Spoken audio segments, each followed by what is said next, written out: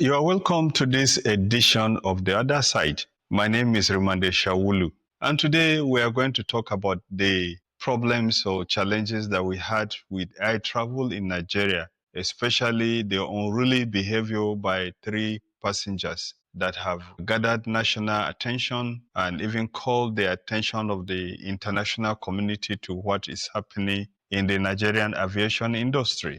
First of all, we'll discuss the case of Miss Comfort Emerson, a passenger on Ibom Air flight who traveled from Lagos to Oyo and will not put her phone off. The argument between her and the flight crew became so rowdy that she was detained, and detention led to her being taken off the plane and straight to prison, after which was released. You will recall too, we had the case of the former governor of Edo State, Adams Oshiomhole, who was also the former president of the Nigerian Labour Congress. You will recall that Adams Oshiomhole got involved with a fight with one of the airlines. He was scheduled to travel that day.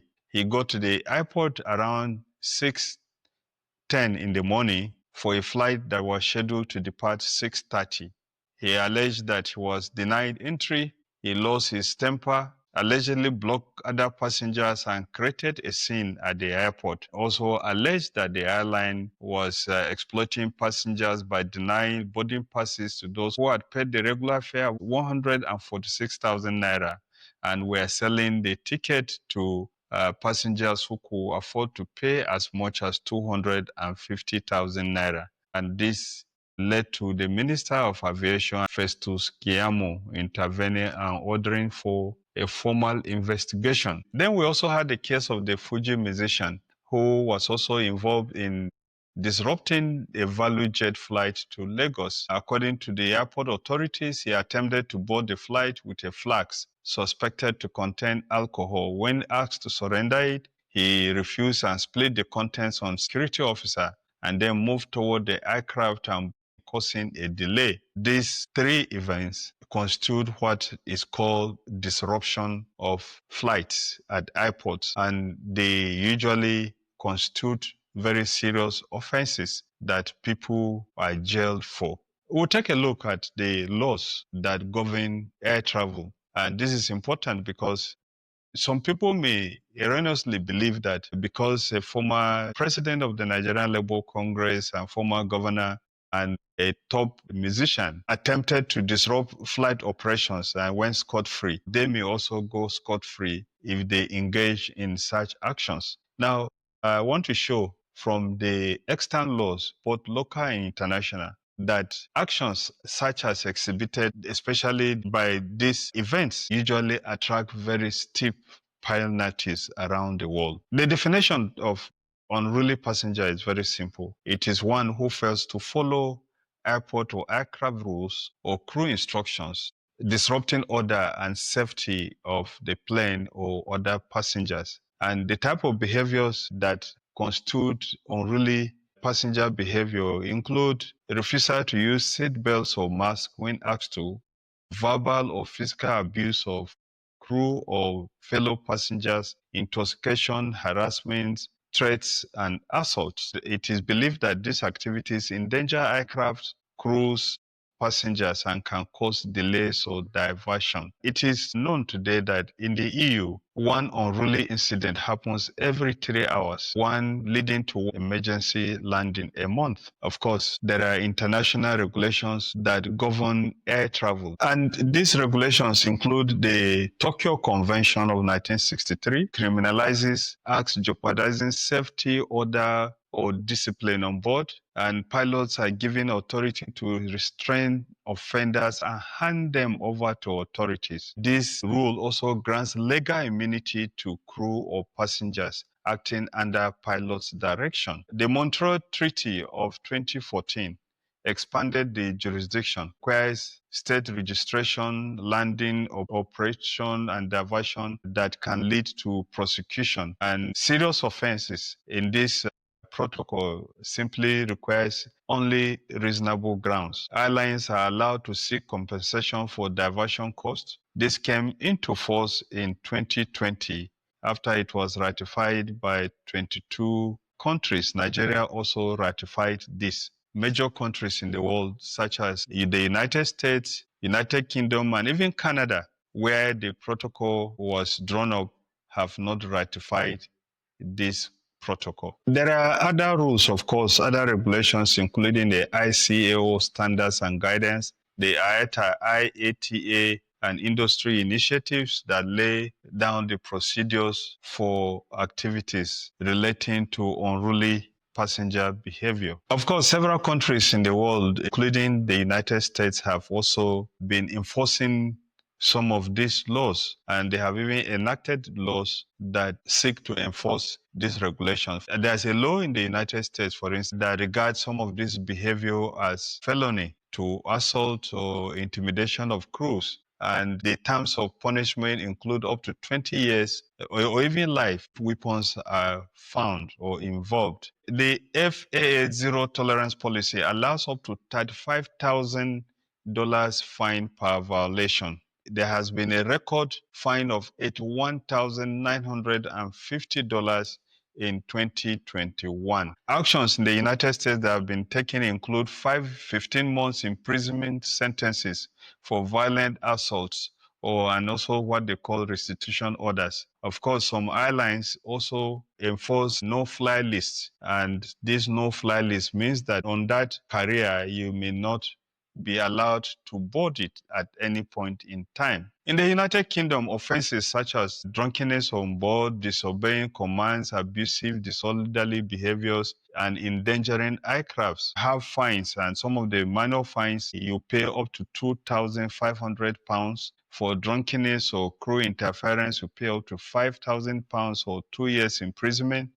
And if you endanger aircraft, such as was done by the musician, you will be imprisoned for up to 5 years. In the European Union and other European countries, if you have fines and penalties of between 2 to 5 years imprisonment, and of course, the airlines may sue you to recover the cost of diverting flights. In Nigeria, Nigeria ratified both the MP14 2019 and has an updated Civil Aviation Act 2020. And the offenses in the Nigerian Act include assaulting crew, refusing instructions, and interference. And of course, it provides for bans for up to 6 months, prosecutions or arrest. Other African countries too, such as South Africa, Kenya, Ethiopia, have similar laws that align with the Tokyo Convention. Well, if you have been enjoying our video so far, it is time that you click on that subscribe button. Subscribe to our YouTube channel, and you can like our video so that the YouTube will recommend our videos to people who have interests such as your own. Or if you want to support us, you may wish to join as a member so that you'll be able to support this channel and have access to exclusive information and access to videos before they become public. So as you can see, these law regulations are very stiff, and the behaviors that some people do in Nigeria, if they exhibit such behavior outside Nigeria, they may find themselves in lifetime imprisonment or be jailed for some time or be fined and sued for monies that they may work all through their lives trying to put together such resources. I want to give you some examples between 1995 to 2025 of persons who have faced some penalties for unruly behavior. As you can see on the screen, from 1995 to this year, we've had several people that have been penalized for conducts that were regarded as unruly. In 1995, there's a case of one Gerald Finman in the USA. He boarded a United Airlines flight 976. And of course, the challenge that he had there, his conduct was so severe on board that he interfered with the crew. He threatened the crew. He banged on the cockpit door, and he was taken to court. He pleaded guilty, had a fine of $5,000 and 2 years imprisonment. And then we had the case in 1998 of Ian Brown in Manchester, UK. British Airways flight 1611. He banged on the cockpit door. He was imprisoned. He paid $48,000 restitution. Then in 1999, there was the case of Christopher Bice in the US. His activities resulted in diversion of a flight. He was said to have assaulted a cabin crew and 4 passengers. He was convicted. And if you go down the list, you will see that in several parts of the world, people who have exhibited this attitude, like the way we do and go free in Nigeria, don't actually go free. In 2002, you had the case of a woman, Rebecca Brossard, in Canada, Winnipeg, on the Virgin Atlantic island. She assaulted a flight attendant. And of course, that resulted into her paying the airline $26,000 to cover the cost of the diversion of the flight. This year alone, we've had at least 3 cases. The first case again in the United Kingdom involving a Virgin Atlantic flight. Someone was drunk. He made violent threats that endangered the safety of other people. And the man, Salman Ifitkar, was convicted and he is in prison for 15 months. In this same year, 2025, we had the case of Brilliant and Gaja from Singapore on Singaporean island. He grabbed a stewardess and refused to obey commands. He was convicted and served 3 weeks jail term. There's also the case of Balasubram Ramesh, also with a Singaporean airline. He assaulted the crew that resulted in emergency landing. He was convicted and is in jail. So what do this all tell about the situation that we have in Nigeria today? Let me just conclude by listing 3 or 4 things that in my mind are important. First, those who think that the behavior that have been exhibited and tolerated by these high-profile persons will be tolerated outside Nigeria. Outside Nigeria, you may simply be taken to court and you may find yourself in prison. And so these behaviors that have been tolerated by the government to the extent that the musician was made an ambassador does not tell well of Nigeria, and people should not seek to copy because it will put them in trouble. The second challenge about what has happened is mere fact that these things were tolerated will give indication to other countries that Nigerians or Nigeria does not take seriously the issue of disciplining people who misbehave. And that will mean that other countries will pay closer attention to Nigerians. And so Nigerians travel abroad will have to be very careful because there will be more attention paid on them because of these behaviors that have received wide publicity around the world and no punishment or penalty has come to the people who perpetrated them. And the third thing that we'll say about this is that it is important for the people who control the airlines to ensure that they do more training of their crew, because some of the things that have happened simply show that the crew need more training, especially the case of the Ibom Air.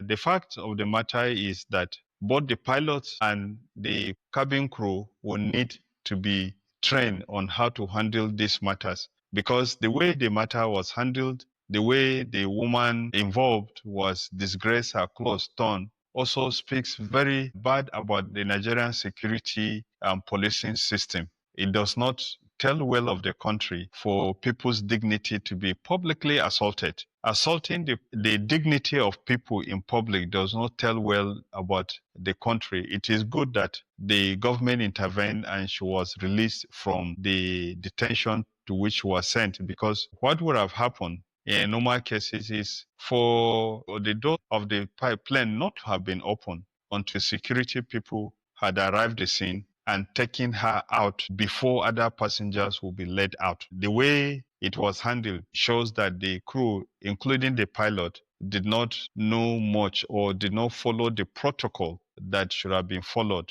when they detained her and assaulted her and her clothes were torn. Having said that, of course, it's also important for Nigerians who are flying within the Nigerian airspace to know that Some of the regulations that may be used in Nigeria like often one's phone line may sound draconian, especially for people who travel outside the country, and while on flights they have access to phones, they have access to the internet. The fact of the matter is that a large part of Nigerian airspace is not covered by the appropriate technologies and communication gadgets. And so the possibility that those phones or the transmission by those phones will affect the communications of the aircraft is very real and endanger the pilots. When Nigeria reaches the stage that every part of Nigerian airspace is covered by the appropriate communication technologies, and then you will not have to bother. And in any case, several of the planes that are used in Nigeria are actually not the most modern of the planes that are used. So for their safety, passengers need to know that they cannot just disobey the crew